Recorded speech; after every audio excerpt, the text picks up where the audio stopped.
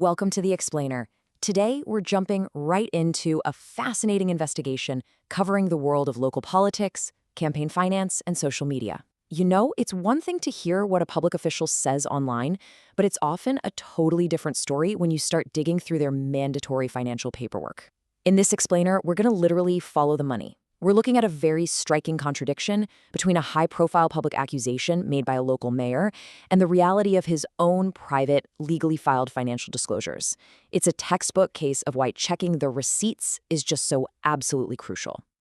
Okay, let's set the scene. Here, we've got a high-drama exchange playing out in the very public square of a Facebook comment section. This is Mayor Mike Snyder of Hutto, Texas, getting into a pretty heated back and forth with a local civic page called Hutto Transparency. If you read through this thread, you can really feel the friction. The mayor is actively confronting this local group, questioning their motives, and debating the fine details of commercial real estate space and sales averages. It's exactly the kind of fast-paced, sharp-elbowed local political discourse we see all the time online these days, but it's how he decides to end his argument that really catches our attention. Check out those exact words. He concludes his argument by stating, "You just want to make money on being divisive." It's a heavy, definitive accusation. By saying this, the mayor is really planting his flag. He's establishing a firm public stance that making a profit off of local political debate or monetizing division is fundamentally wrong. He's claiming the ethical high ground here, suggesting that his opponent's motives are completely compromised by a desire for financial gain. But as we all know, words on social media are just that. They're just words. To really understand the landscape, we have to step away from the keyboard and head straight to the filing cabinet. Section 1, Uncovering the Financial Receipts, from social media to Schedule K. Before we dig into the raw data, let's just lay out the core question of this explainer. Over on the left, we have the mayor's public accusation, where he's attacking a citizen page for allegedly trying to profit off local division. On the right, we're going to place his private reality. What actually happens when we hold a public official to their own stated standard? Does the paper trail match the rhetoric? To find out, we pulled his official candidate and office holder campaign finance reports, the ones filed directly with the Texas Ethics Commission. Now, take a look at the contrast here. On the left is his official 2024 Form C/OH cover sheet.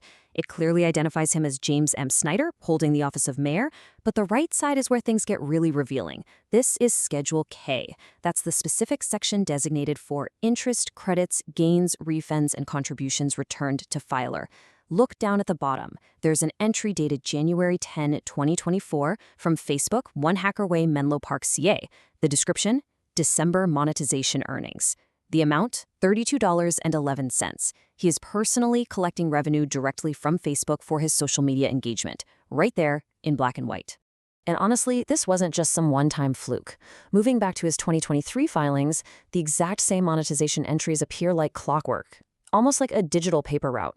Look at these dates: August 21st, September 21st, October 23rd, November 20th, December 8th. Every single month, there is a payout from Facebook for monetization earnings. So, while publicly condemning others for allegedly seeking to profit off local discourse, the mayor had actually enrolled his own platform into Facebook's monetization program, basically ensuring he got a cut of the engagement. Jump forward to a later filing stamped July 15, 2026, and those Facebook payouts are still there. In fact, they're growing. Look at the entries on this Schedule K for March, April, May, and June of 2026. The payouts reach $152.10 in February and $90.78 in April. This proves these payouts weren't an isolated anomaly or just an accidental click of a button. This was a deliberate, sustained, multi-year revenue stream flowing directly from a social media giant into the mayor's campaign finance accounts. So we have the public accusation and we have the multi-year paper trail of private filings. The next logical step for us is to just do the math. Section 2. Tallying the monetization earnings. Aggregating the data. When we actually organize all this dense, raw data from those separate Texas Ethics Commission reports, a pretty undeniable picture emerges.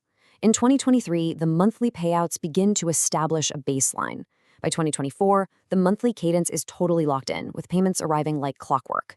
In 2025, the trend continues uninterrupted, and as we just saw, moving into the first half of 2026, the engagement, and therefore the revenue, remains remarkably consistent. Month after month, year after year, every like, comment, and argument on his page was feeding into an algorithm that generated a very real financial return.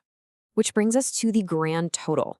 When you add up every single one of those Facebook monetization entries from 2023 all the way through mid-2026, it comes out to an exact documented total of $2,194.99.